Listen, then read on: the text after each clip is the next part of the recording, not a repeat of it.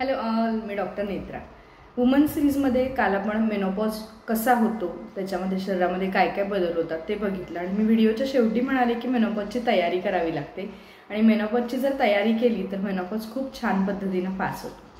तर त्याच्याबद्दल आज आपण बोलणार आहे. तर त्याच्या आधी मला तुम्हाला एक छोटीशी गोष्ट सांगायची.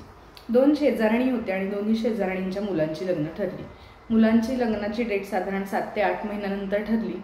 पहिली शेजारणी होती, तिनं त्या डे 1 पासून आता लग्न ठरलंय, तारीख ठरली आहे, सगळं ठरलेलं आहे, पुढं दिसतंय लग्न होणार आहे 7-8 महिन्यात, त्या दिवशीपासून तयारी केली. बारीक सारीक सगळी लिस्ट काढली, सगळी तयारी केली, शॉपिंग केली, जे काही तिला अजून एक्स्ट्रा करायचं होतं त्याची प्लॅनिंग केली. आणि साधारण 3 ते 4 महिन्यात she was all ready for everything. आणि शॉपिंग करून सगळ्याचं स्टिचिंग करून सगळ्यासाठी ती रेडी होती. केटरर्सनं सांगून ठेवलं, एक्स्ट्रा मेनू ठरवला, कोणाकडून काय घ्यायचं, कोणाकडून काय घ्यायचं, कोणाकडे नवीन काय आहे हे तिला बघायला मिळालं. कारण ती सगळी तयारी लवकर करत होती.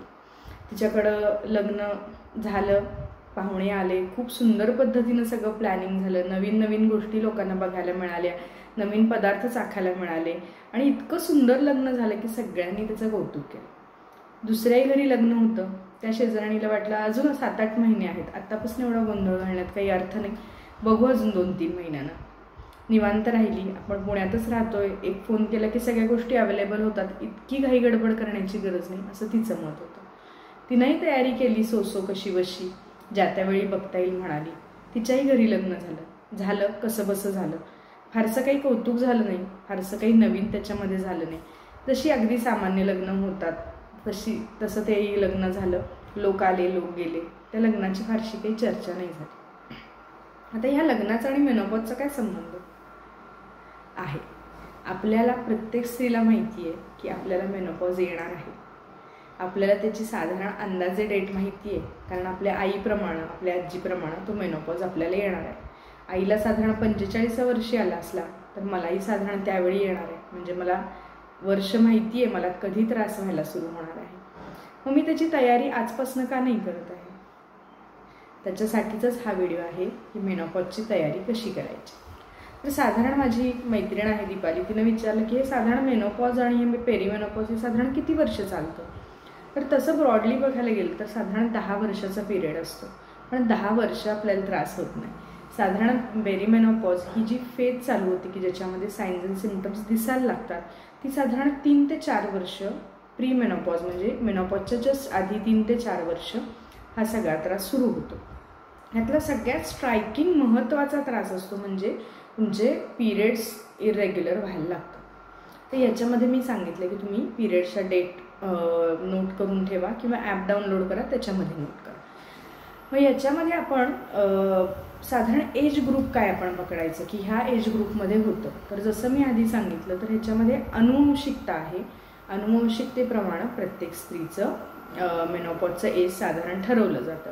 मग तयारी कुठल्या वर्षापासून आपल्याला करायची आहे? तर साधारण 35 ते 36व्या वर्षानंतर तुम्ही मेनोपॉजची तयारी करायला सुरुवात करा. त्याच्यामध्ये मेनोपॉजची तयारी करायची म्हणजे काय आहे? तर मेनोपॉजमध्ये काल मी सांगितलं तशा कोणकोणत्या महत्त्वाच्या ठळक गोष्टी होतात. तर पहिलं तर इस्ट्रोजन कमी होतं, त्याच्यामुळे आपलं बोन हेल्थ म्हणजे आपल्या हाडांचं हेल्थ चांगलं राहत नाही. कार्डिओव्हॅस्क्युलर हेल्थ म्हणजे साधारण हार्टचं हेल्थ चांगलं राहत नाही. आणि आपल्या मानसिकतेमध्ये बदल होतो. आपण थोडे मूड स्विंग्स किंवा डिप्रेशन किंवा अँझायटी ह्या गोष्टीमध्ये जातो.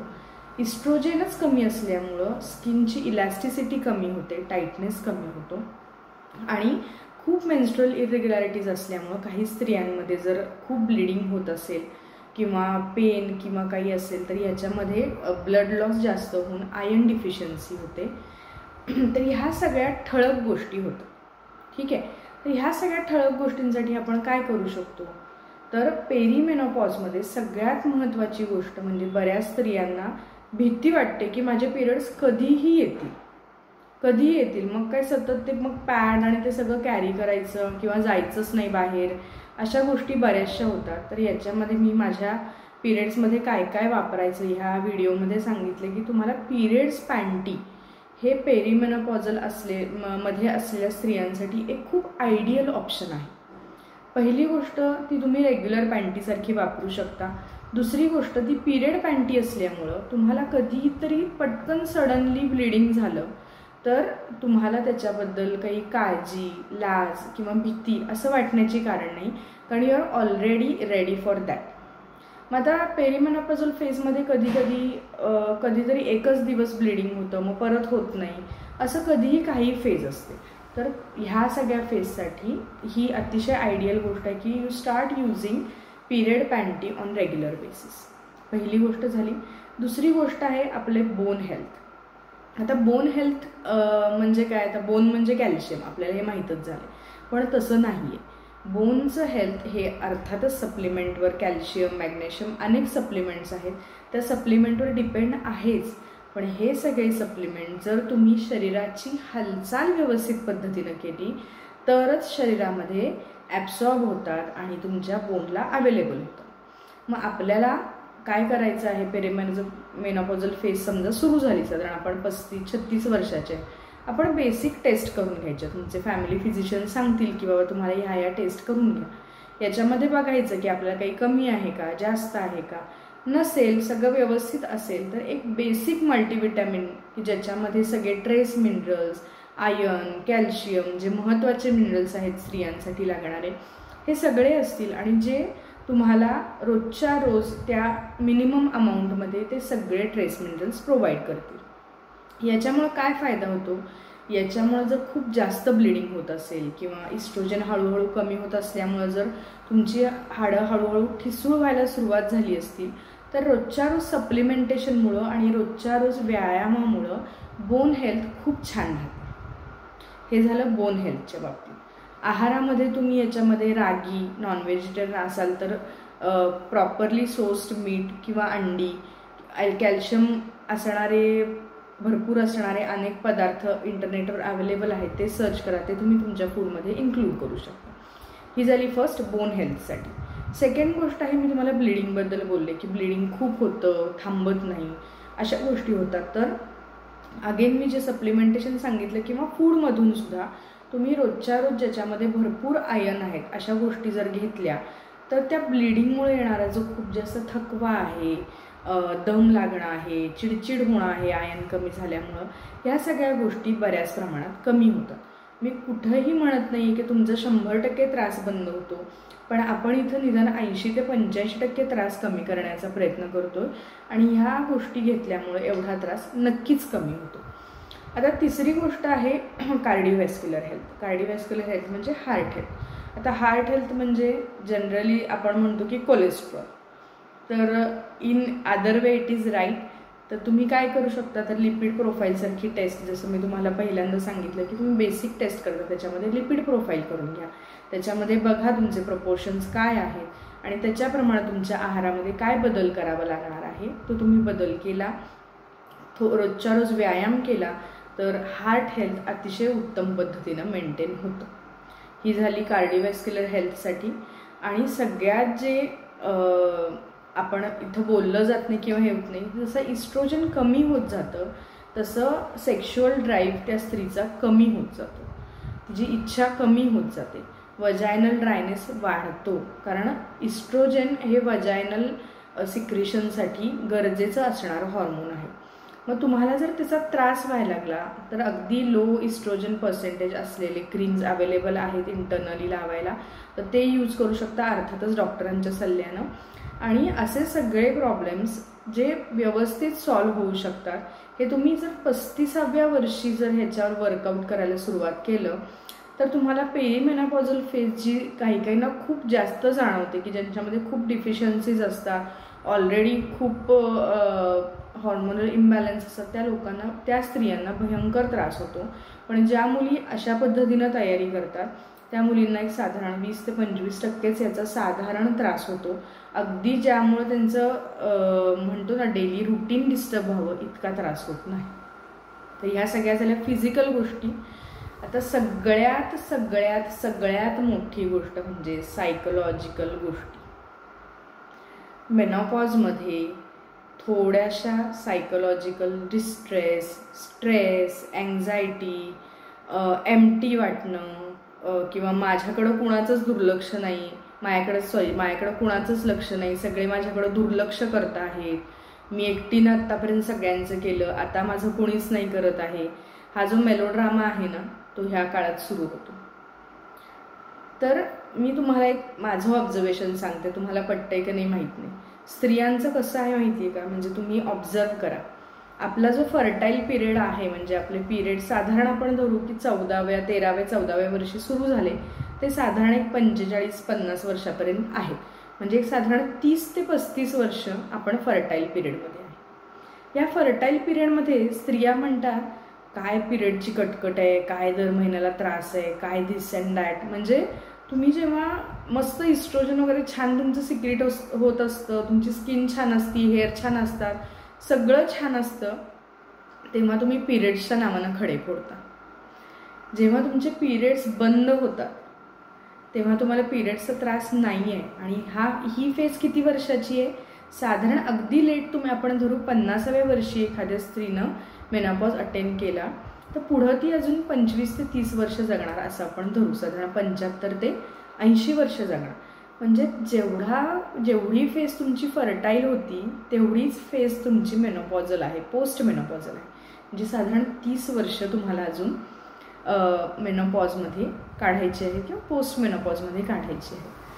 मग एवढा मोठा काळ तुम्ही आता पिरियड्स नाही आहेत, ज्याला तुम्ही सतत बोलत होता पिरियड्स त्रास हा प्रकार नाही आहे, तरीही तुम्हाला आता सॉफ्ट कॉर्नर पाहिजे, किंवा आपण म्हणतो ना की मी कशी बिचारी आणि मी कसं केलं आत्तापर्यंत, हेच जर तुम्हाला पाहिजे असेल तर मग आपण कुठल्याच फेजमध्ये आनंदात राहू शकत नाही, बरोबर आहे ना. आणि मी मिडल क्लास फॅमिलीमधून आली आहे. मिडल क्लास फॅमिलीमध्ये काय असतं जनरली आपल्या की आपलं पूर्ण म्हणजे हे जे फर्टाईल पिरियड आपण म्हणू 50 वर्षापर्यंतचं आपलं लग्न, करिअर, मुलांचं अपब्रिंगिंग, त्यांचं शिक्षण किंवा त्यांचं एक सेटलमेंट करून देण्यापर्यंत आपली 50 वर्ष जातात. त्याच्यानंतर ॲक्च्युली आपण फ्री होतो, त्याच्यानंतर ॲक्च्युली आपल्याकडे थोडाफार पैसा असतो, आपण फिरायला बाहेर जाऊ शकतो, आपण काही थोड्या ज्या गोष्टी आपल्याला करायच्या होत्या आयुष्यामध्ये ते आपण आफ्टर 50s करतो. आणि जर ही प्रीमेनोपॉझल फेजमध्ये जर पेरीमेनोपॉझल फेजमध्ये तुम्ही जर व्यवस्थित शरीराची काळजी घेतली नाही, व्यवस्थित जर राहिला नाही आणि मेनोपॉजमध्ये खूपच तुमच्या शरीराचं नुकसान झालं, खूप ऑस्टिओपोरोसिस झाला, हार्टचे काही प्रॉब्लेम सुरू झाले, चिडचिड खूप व्हायला लागली, सायकोलॉजिकल डिस्टर्बन्सेस झाले, तर पुढची 30 वर्ष तुम्ही आनंदानं कशी काढणार. त्यामुळे ह्या गोष्टीचा 1-2 वर्ष म्हणून विचार करू नका की मेनोपॉज झाला म्हणजे झाला. ही गोष्ट खूप लॉंग टर्म आहे आणि आपल्याला ते 80 वर्षापर्यंत छान पद्धतीनं जगायचं आहे, म्हणून हा सगळा आटापिटा चालू. तर आपण बोलतो होतो सायकोलॉजिकल हेल्थबद्दल. तर मेनोपॉज अटेंड करणाऱ्या म्हणजे पेरीमेनोपॉजमध्ये ज्या स्त्रियांना जाणवायला लागतं की माझा मेनोपॉज सुरू झाला आहे, त्या स्त्रीनं घरातले आपले जे काही फॅमिली मेंबर 1-2 मुलं नवरा जे काही असतील त्यांना समोर बसवा, त्यांना सांगा माझी मेनोपॉजची फेज सुरू झाली आहे, मला सडनली गरम होईल, मला सडनली थंडी वाजेल, मी कधीतरी अचानक रडायला सुरुवात होईल, माझी अचानक कधी चिडचिड होईल आणि माझे पिरियड्स आता इरेग्युलर आहेत, त्यामुळे खूप जास्त ब्लिडिंग होतं, मला कधी कमी ब्लिडिंग होतं, त्यामुळं मला हा त्रास होतो. तर तुम्ही हे सगळं समजून घ्या.